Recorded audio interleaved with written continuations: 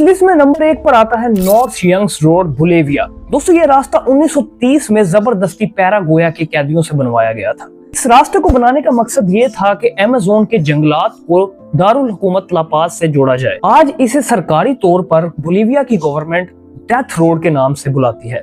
इस रोड की सबसे खतरनाक बात यह है कि ये रोड सिर्फ और सिर्फ 10 फुट चौड़ी है, जिसका मतलब है कि अगर आमने सामने से दो गाड़ियां आ जाएं तो एक गाड़ी को वापस रिवर्स में कई किलोमीटर पीछे जाना पड़ सकता है। और इसका खतरा यहीं पर खत्म नहीं होता।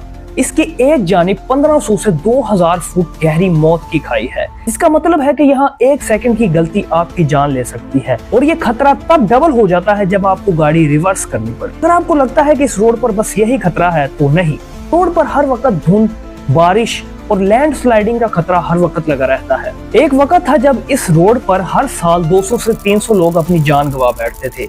आज भी इस रोड पर जगह जगह पर उन लोगों की याद में क्रॉस लगे हुए हैं जो कि यहाँ अपनी जान गंवा